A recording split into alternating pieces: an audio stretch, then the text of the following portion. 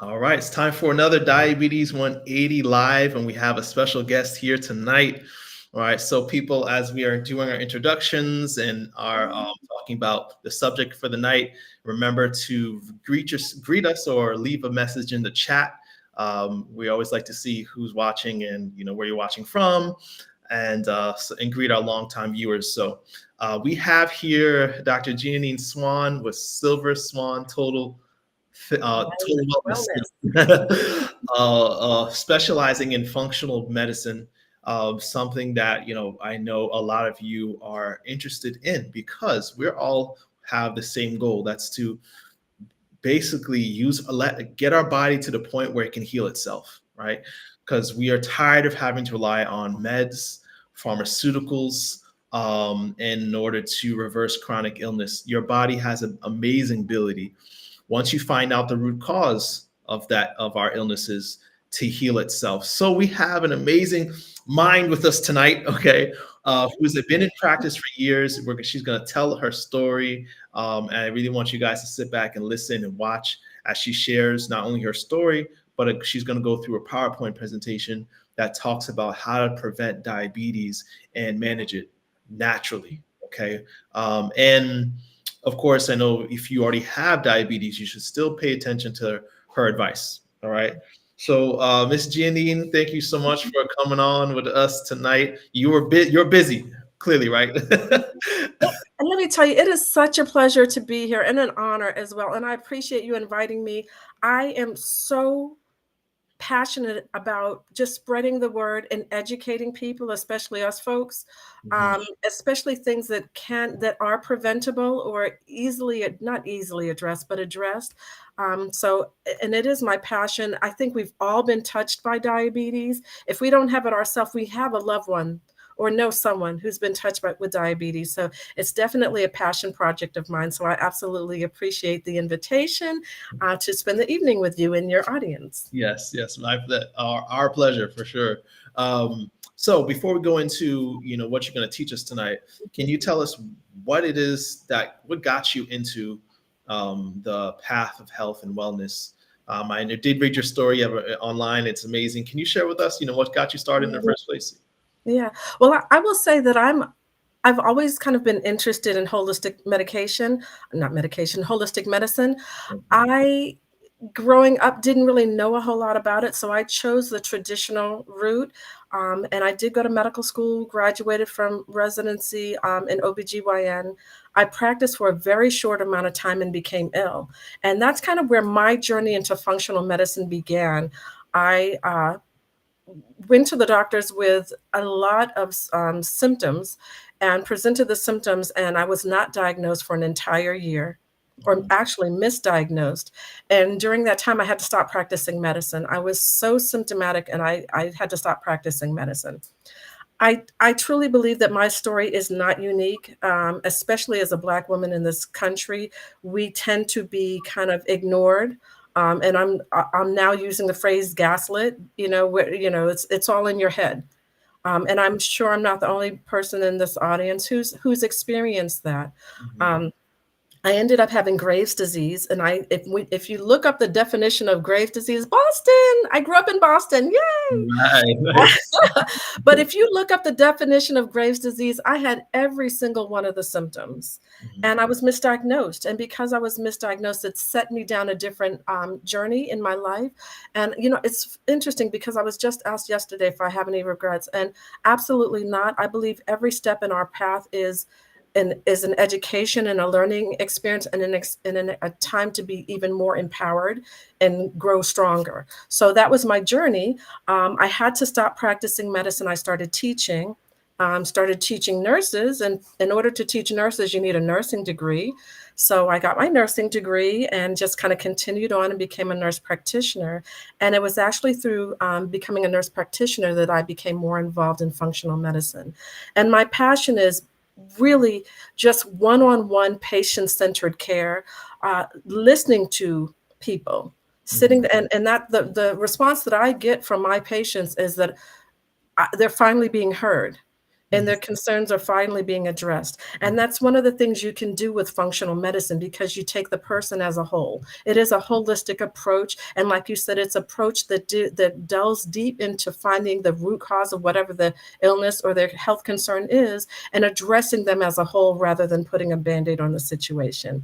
So I love what I do. I'm very passionate about it. And I just love seeing people improve and being able to join them on their journey to wellness. So. Yes, yes. Thank you so much. And you have that's such a relatable experience, just I don't know how many of you guys are watching that can relate, but that's something that I've experienced a lot in this medical practice, where especially people of minority, people of color, people who are minorities, to really just kind of be set on the side and not given the time and attention that they need to find the proper diagnosis, because that's where it starts, right? Being properly diagnosed. But yeah, we're gonna hear a lot about prevention and management. Even though our channel we talk about reversal for those who have diabetes. But again, I want to highlight, even if you have diabetes, I'm sure, Jeanine, you're going to talk about the fact that these lifestyle changes can help everybody on the spectrum of diabetes. But so please keep watching. At the end, we're going to give you an opportunity for free lab work. Who doesn't like free? So not lab work, lab review. Lab review. Sorry, yeah. That's what to say. Lab review. And trust me, as I'm a PA, you're a nurse practitioner. How many of us, our friends, family, coworkers come up to us like, hey, can you look at these labs, right? Oh, 100% all the time. This is somebody who specializes in those labs and interpreting them, who's going to interpret them for you. So make sure you watch to the end for that opportunity to get a free review and interpretation of your lab work. All right, so I'm excited for that. I'm sure you should be. So would you like to jump on to the PowerPoints? Sure, absolutely. After that, yeah. All righty. So this is me, just an introduction, and you've heard a little bit about my story and how I got into it. And if you learn more about me, you'll learn more. But we can continue on. So diabetes and prevention and management. So first of all, what is diabetes? We hear, most of us are familiar with the term, but many of us, and I find this to be very true in practice, don't really understand what it is or how the medications work and why they need the medications. So it is a disorder that interferes with the body's ability to use sugar. And in the body, every single cell uses sugar as energy. And so if the cells can't use sugar, they have to find another source of energy. And I'm going to use sugar and glucose interchangeably throughout this talk. And glucose is the main thing that we talk about, but sugar is kind of like the layman term. And so it's kind of like your car. You have to put gas in the tank for the car to run. If you don't have gas in the tank, the car doesn't run. And it's the same thing with our cells in our body. If we don't have sugar or glucose, the cells aren't going to function properly. And so for the cells to be able to receive the glucose, it's like a lock and key mechanism, where there's a door, and then there's a hormone in the body called insulin, which I'm sure many of you have also heard that term before. Insulin is the key that unlocks the door that allows the glucose or insulin or sugar to enter the cells. And so you need insulin in the body to properly be able to get the glucose into the cells to be used. And so if you don't have enough insulin, or if your cells aren't happy with the insulin, we'll say it like that for now. If there's insulin resistance, your body's not going to be able to use glucose the way it should. It's going to build up in your blood.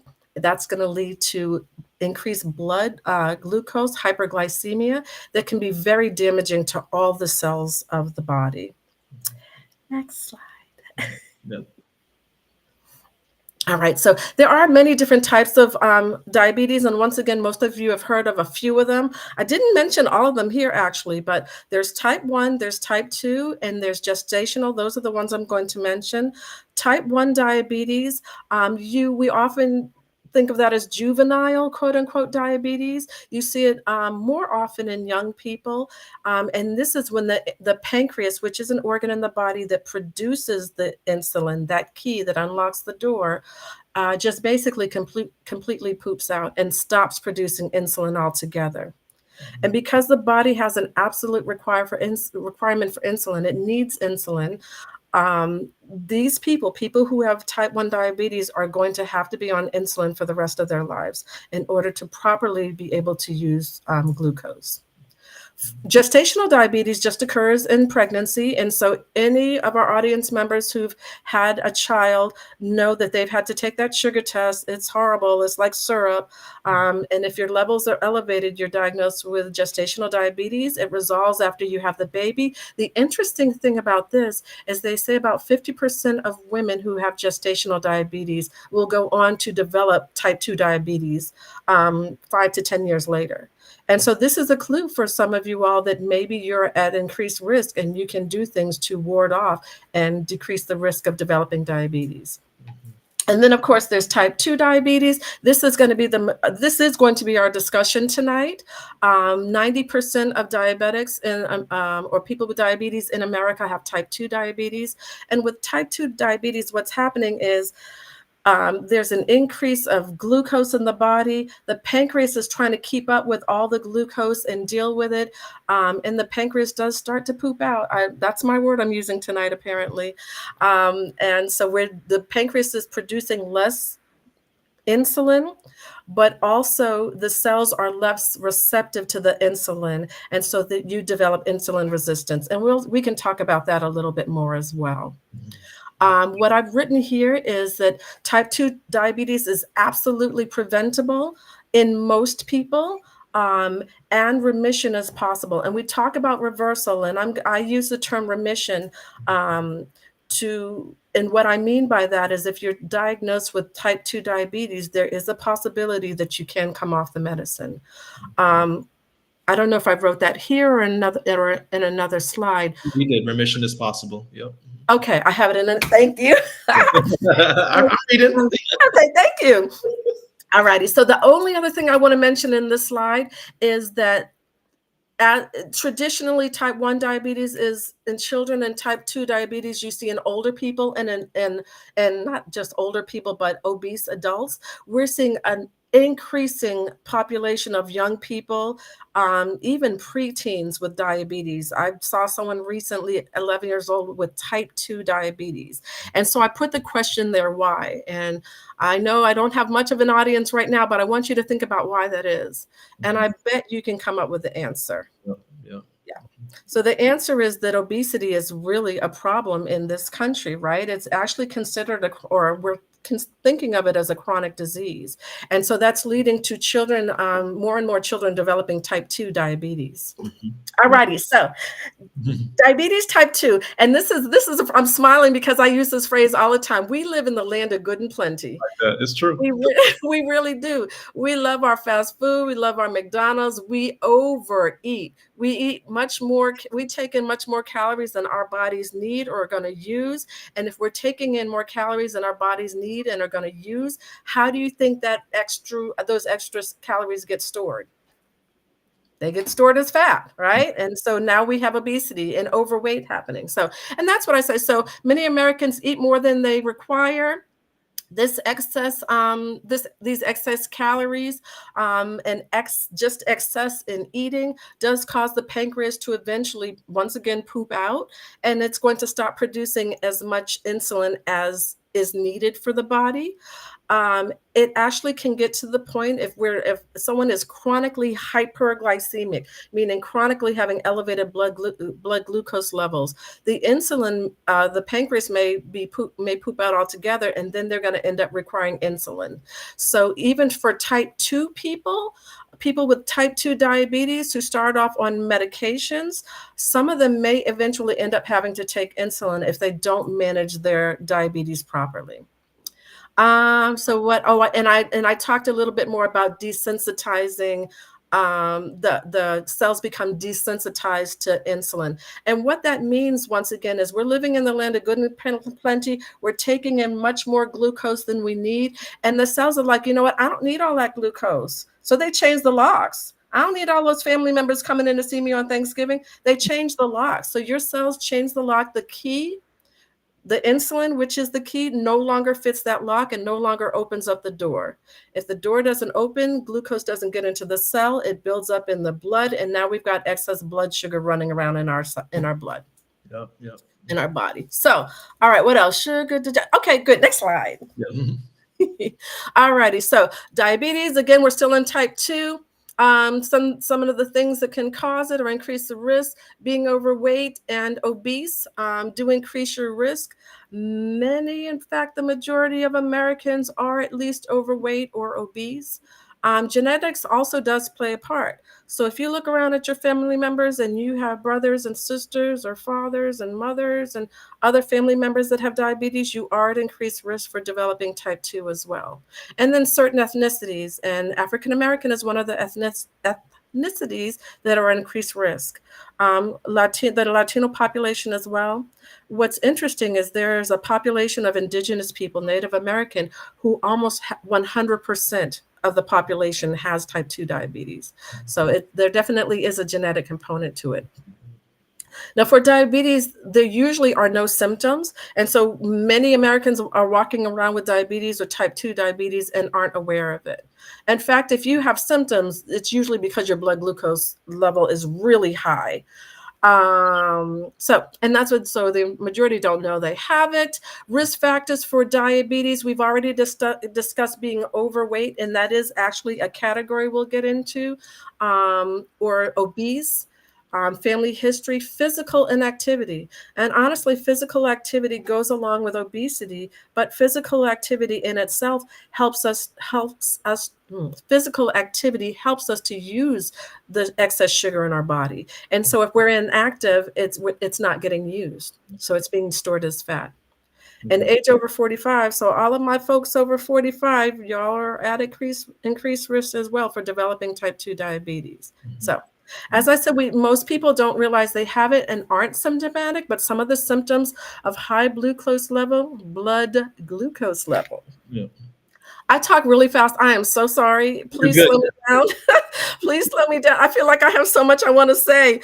But some symptoms are increased intense thirst. So if you find yourself drinking water all the time and peeing a lot, that is a sign that your sugar levels might be elevated in your blood.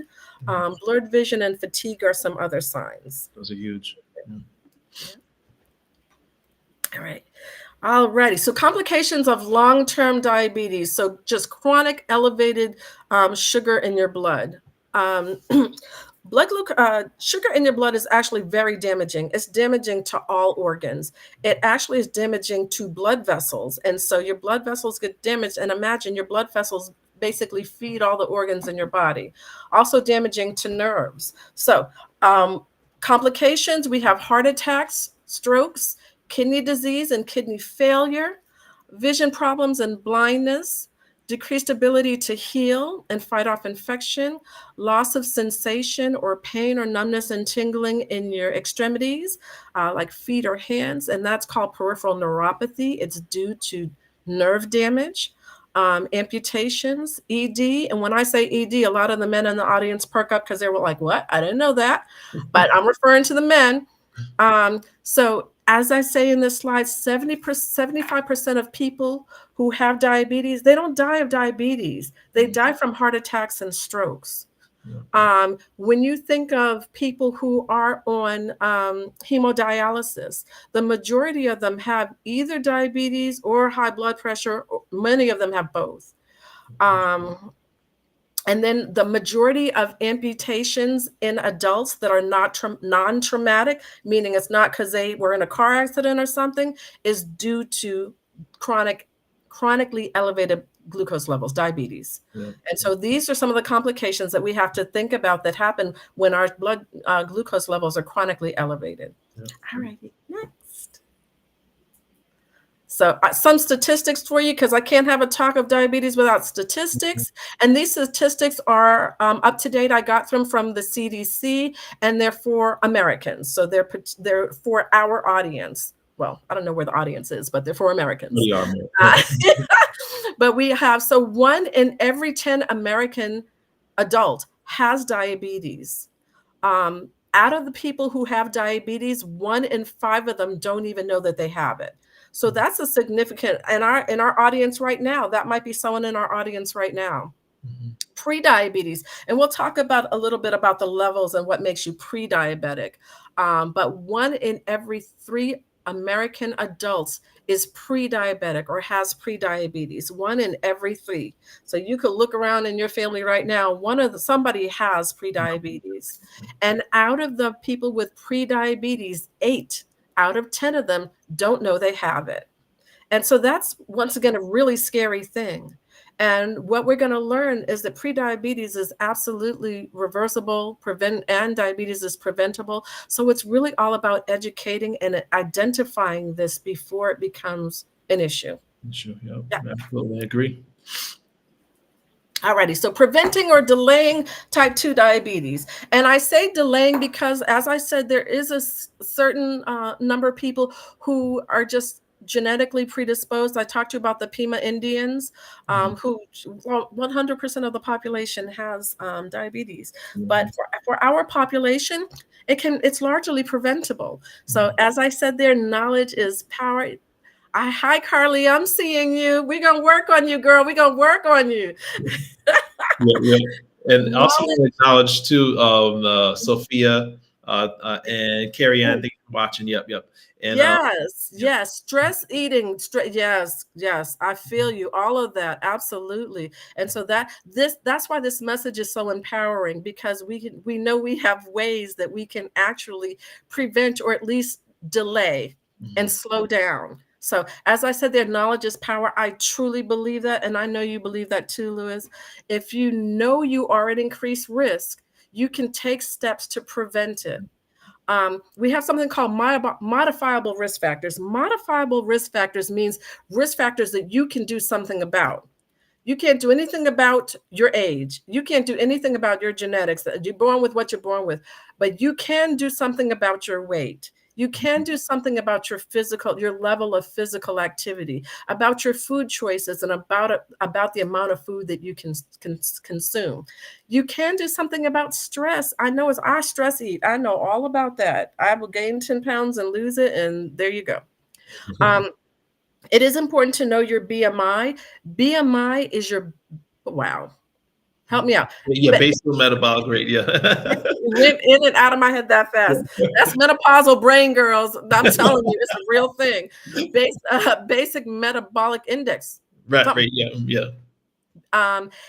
Basically what it does is it takes your height and your weight and it gives you a number. That number is very important to know, because that is what's going to determine if you are within a normal weight, if you are overweight, or if you are obese, or if you are morbidly obese. So I included a link there. Actually, maybe you can put that link, I don't know if you're able to, I won't be able to catch it because it's written on the PowerPoint. Okay. No worries. You can actually Google BMI, but I want all of you all to, if you have a moment, Google and find out what your BMI is, because once again, knowledge is power, and that's going to help you to determine where you are on the spectrum of weight and what you need to do about it. And I'm sorry, I wasn't hearing you right. I thought you were saying BMR for some reason. No, BMI, yeah, index. It's basic metabolic index, right? Index, yeah. I'm having a real brain fart on that.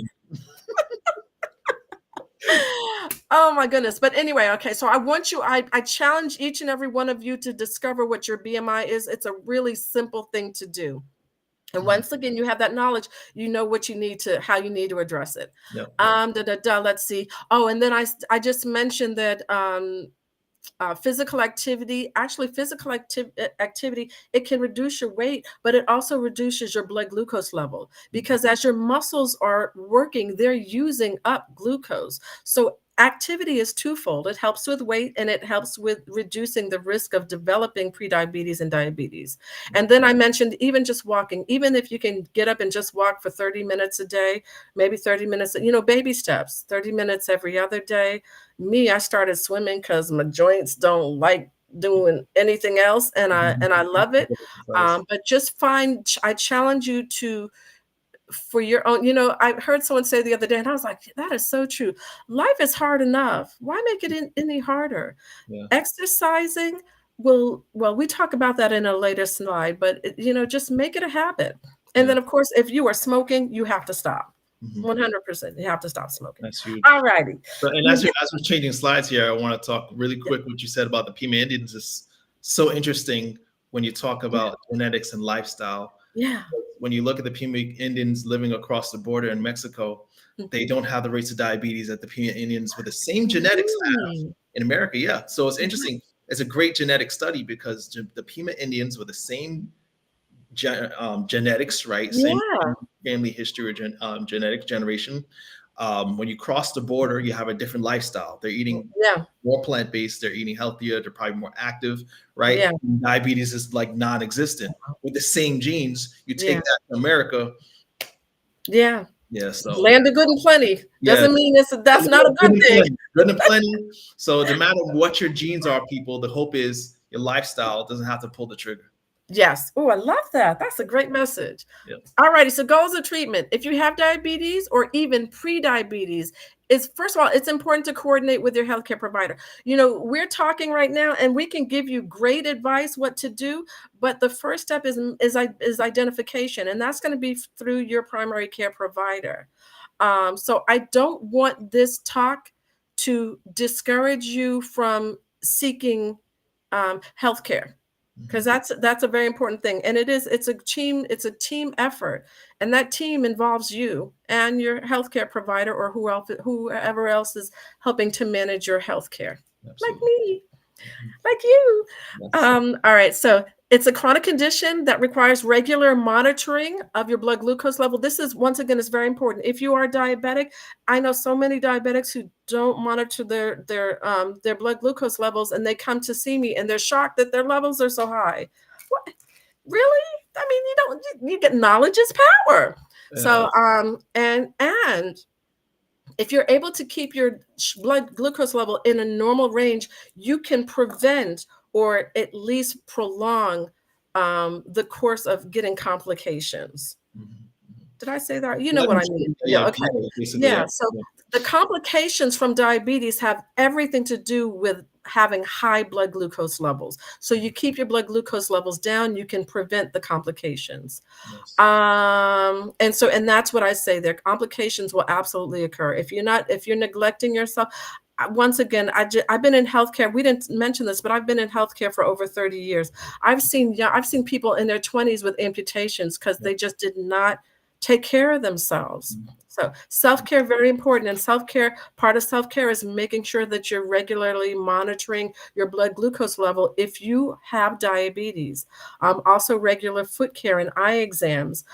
Seeing specialists if you're referred to them, cardiologists and nephrologists, those your heart doctor and kidney doctors, very important.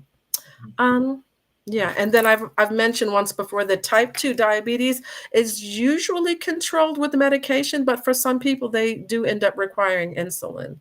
And by then it's not really reversible. We talk about reversible, but if you've gotten to that point, you're going to need insulin. So the hope is to identify people early and prevent that need. All righty. So diabetes remission. Yeah. So pre-diabetes, absolutely reversible. I am a living testimony to that. Just quickly, I'm not going to have a whole lot of time, but I will say I was pre-diabetic for years, but my doctor never bothered to tell me. I discovered it myself when I switched doctors and happened to look at my labs. And so I worked very diligently to try to maintain my hemoglobin A1C, which is what we'll talk about. I'm sure some of you are familiar with that, below the pre-diabetic range.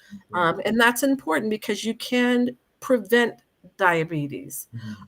Once you've entered that diabetic territory, though, it is definitely much more harder to prevent or revert. I mean, not prevent, but reverse.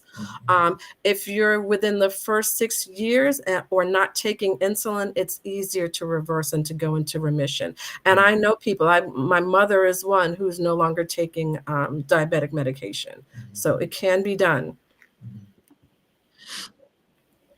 All righty. So this is I wanted to add some little pictures. So functional medicine. So now we're kind of getting more into the functional medicine aspect of it. And once again, it's a more holistic approach.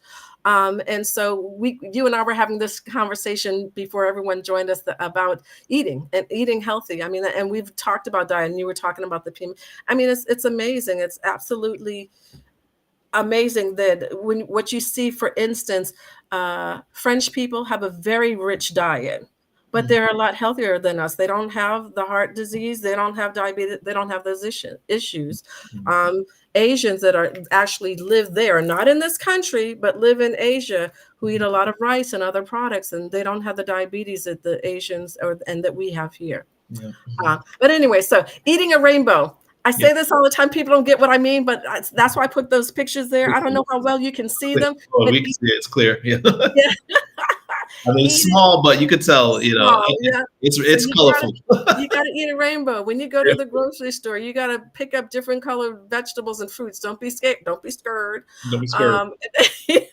And then I have the food pyramid. I'm not sure if you all are familiar with the food pyramid.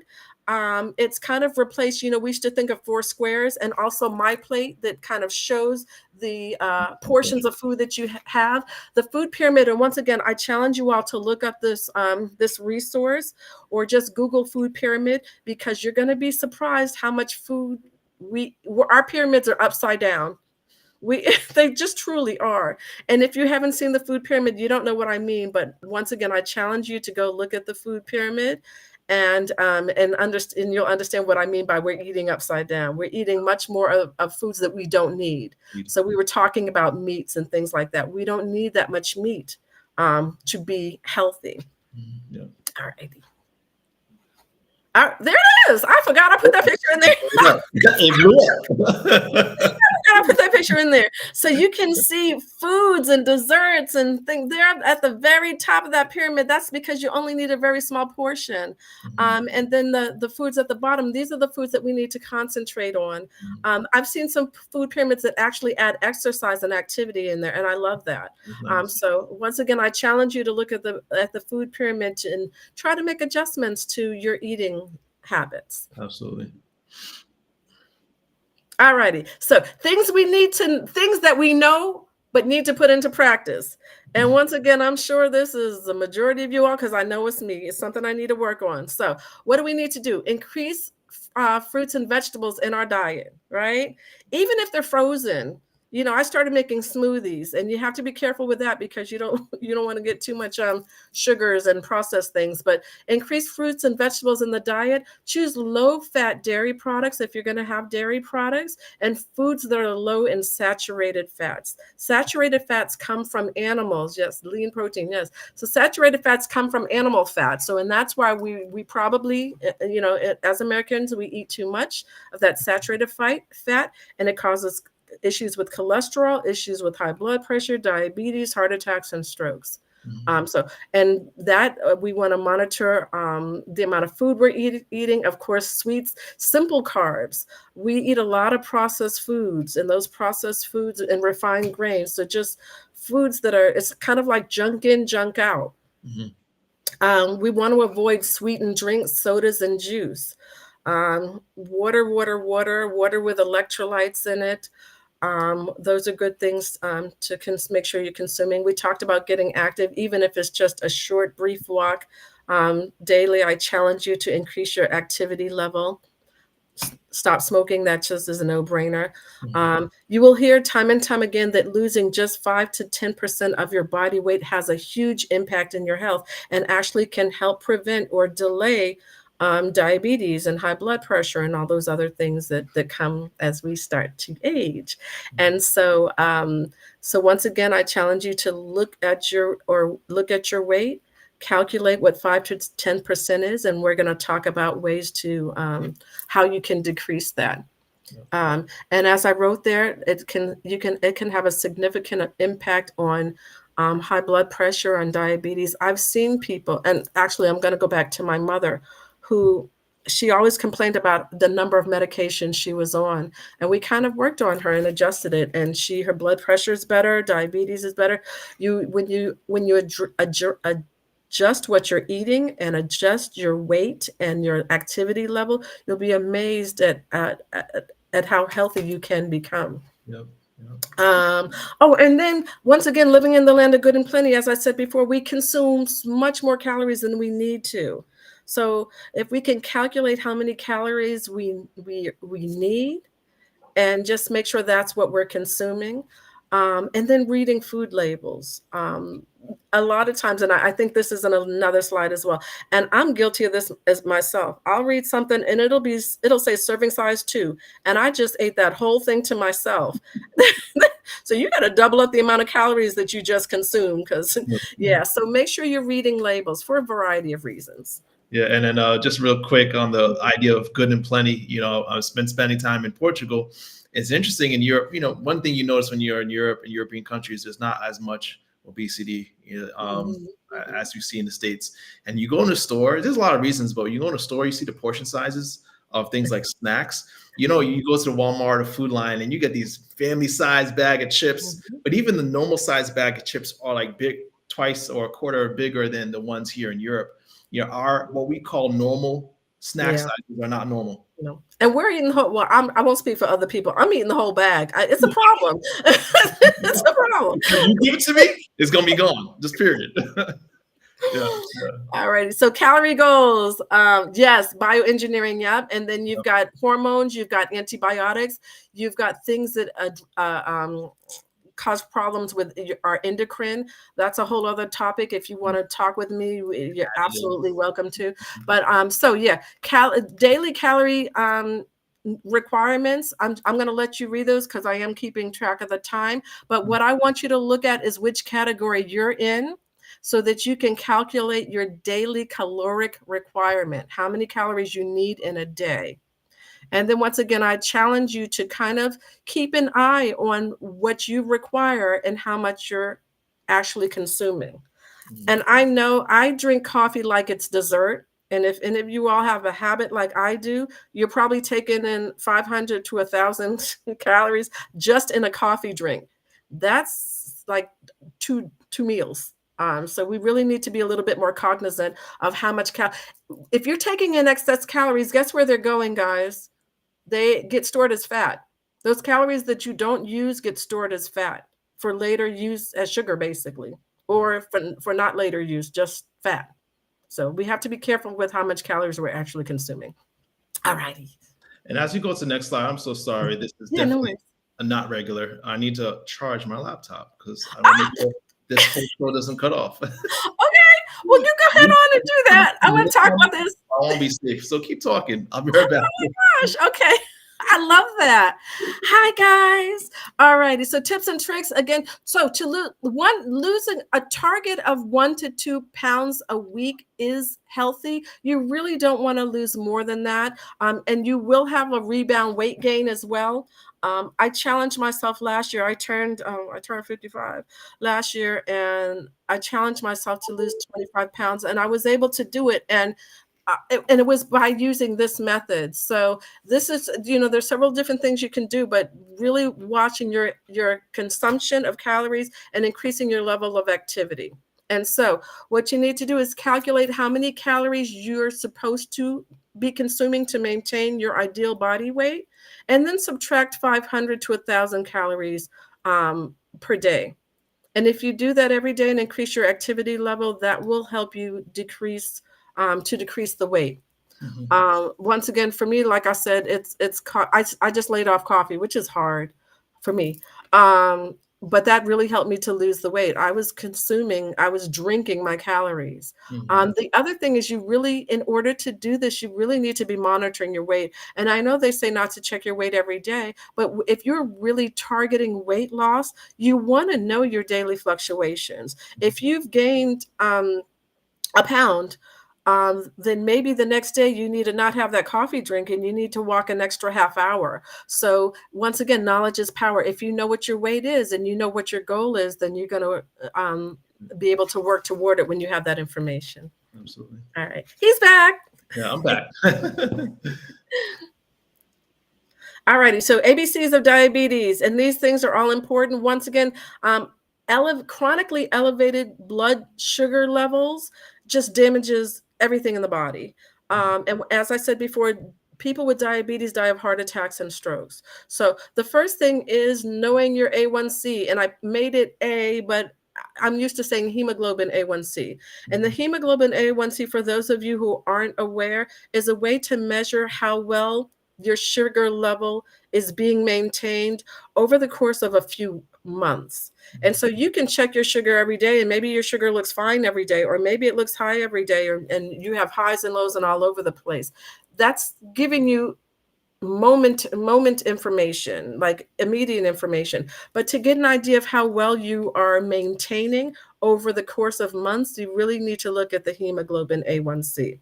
Mhm. This is also one of the values that's used to determine if you are pre-diabetic or diabetic. The B is blood pressure, and once again, there's a close association. Blood pressure also increases the risk of heart attack, stroke, and kidney disease. And as we said already, those things you see with people, and they often have, when people come to see me, they often have diabetes and high blood pressure. And so we're there, you can do similar things to help maintain both of them. Cholesterol we haven't talked much about, but also cholesterol increases the risk of heart attack and strokes. And cholesterol can be lowered by, once again, monitoring your diet and eating the recommended diet. And also exercise can help with that as well. That's huge. Yeah. Mhm. Alrighty, targets for preventing complications. I'm not going to read them. They're right there. Maybe take a screenshot. These are for people who actually have the disease. So if you don't have diabetes or pre-diabetes, you don't want your hemoglobin A1C at 7. You want it to stay below like 5.6. But if you actually have diabetes or high blood pressure, these are the levels that you want to target to keep it below. Oh, yeah. All right. So once again, treating any healthcare issue, especially if it's a chronic healthcare issue, should be a team approach. And so the PCP, that's your primary care provider. Me, I'm the functional medicine provider. I work very closely, like I said, with patients individually or clients individually to get them where they want to be. But it is still important to maintain a relationship with your primary care provider. For people who actually have diabetes, they absolutely should be seeing a nutritionist or a health coach to help them discern what it is that they need, and how the calories they need to consume, the other things that we'll talk a little bit about. People with diabetes should be seeing a podiatrist regularly. They should be getting regular eye exams. And like I said, maybe seeing the kidney doctor and other things. What do I have here? Infections. Yeah. So once again, it's important just to monitor yourself. If you have diabetes, you're looking at your feet regularly to make sure that you're not having an infection there. And that's because diabetes can cause what's called peripheral neuropathy. It's damage to the nerves. And so you may know people who have diabetes who get this kind of tingling sensation in their feet, or pain in their feet, or have decreased sensation in their feet. And it's because their sugars are chronically elevated and it causes damage to the nerves. And so if you don't have sensation in your feet and you're walking around cutting up your feet or walking on a pebble, or you have a burn and don't know it, you can have an infection and not know it. And so that's why it's important to monitor those things. All right. Oh gosh, that was supposed to be deleted. We'll ignore that one. So, functional medicine nutritionist. So functional medicine, kind of as a practitioner of functional medicine, I combine, and I think my approach is maybe different than others because I have the medical background as an MD. I have my nurse practitioner background, and I'm also certified as a functional medicine practitioner. And so I can combine nutrition with that. And so once again, that's very important. Once again, for all of you all who this is something that you're either experiencing or maybe at increased risk, seeing a nutritionist can be helpful because they can help you to determine how many carbohydrates you need in a day, how to read packaging, fiber. And so we haven't really talked about fiber too much, but fiber is not readily, it's not absorbed by the body. And so when you consume it, it kind of goes straight through. But what it does is it slows down the body's absorption of sugar and decreases the body absorption of sugar from carbs. And so that can actually help. If you increase fiber in your diet, it can actually help decrease your blood glucose level. And then meal timing is very important, being consistent to avoid spikes and lows, crashing and all of that stuff, and giving your body a chance to digest. I'm a grazer. I eat all the time, which probably isn't a wise thing to do. But a lot of us are. Yeah. So lifestyle, how much time do we have left? We usually run to about 45 minutes. We're probably close to the end. Yeah. But so I want to make sure we do have time to plug in your website and your Yeah. offer. So just, if you Yeah. could summarize what you need. Yeah. Yeah. So these slides are pretty self-explanatory. So hopefully you all will have access to them. Just some lifestyle recommendations, some diet recommendations, some supplements, things like that. But I will go, if we can just go to the last couple of slides. Yeah. Yeah. And this is what we had for me. Yeah. Oh, is that it? Yeah. Can you do like the slide before? Let me see. On your website? No, not the website, the actual PowerPoint. Oh, the PowerPoint. Yeah, I'm sorry. Let me go back. Yeah, Yes, sorry. it's okay. Yeah. Go to, if you can go to like the last, Let me go back to, is it which one? maybe like the last slide or the last two slides. I think it may be the very last slide. That's probably it. Or is it? So this is it. I wanted to offer you guys, actually, just go back one more for me. Sure.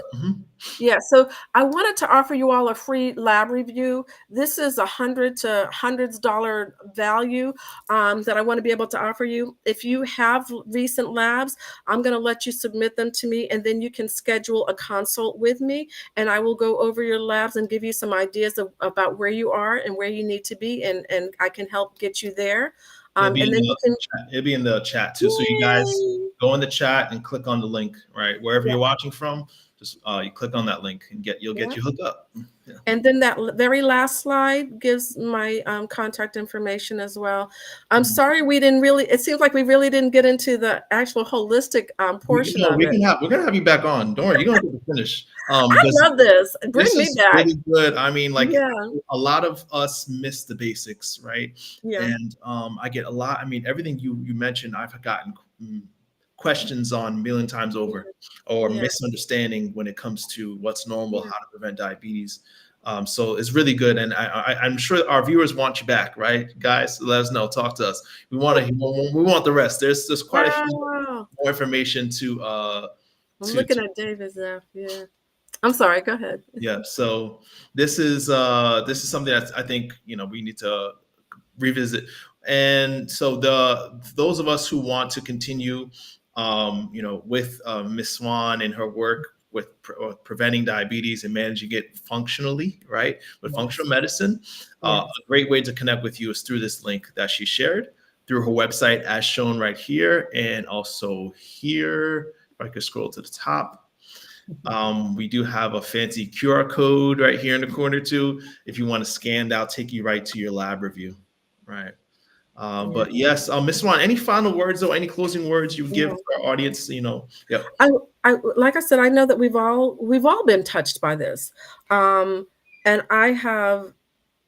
I'm just smiling because I've been able to work with people who were concerned about the amount of medication they were taking and had diabetes or newly diagnosed diabetes and high blood pressure. And I was able to actually coach them and get them off their medications. And I do use supplements and oh, you know what? Can you go to the functional medicine wheel? I think it's the second to last slide, if we can get there, because I want to show that this right here, functional medicine really is a holistic approach. And so what we deal with as functional medicine practitioners is every single thing on this wheel. And so we didn't get to really talk about cortisol, but stress, cortisol levels, sleep, exercise. Oh, there's so much more I wanted to talk about. This is going to have to be a two night discussion. We got into the basics. Sophia says more. Please come back. We hear you. All right. So thank you so much, people, for watching, our viewers. Ms. Swan, thank you so much for being with us and giving us your time and expertise. But we're gonna definitely have you back. Beloved, I pray above all things that you may prosper and be in good health, even as your soul prospers. We'll see you next week, Monday, same time.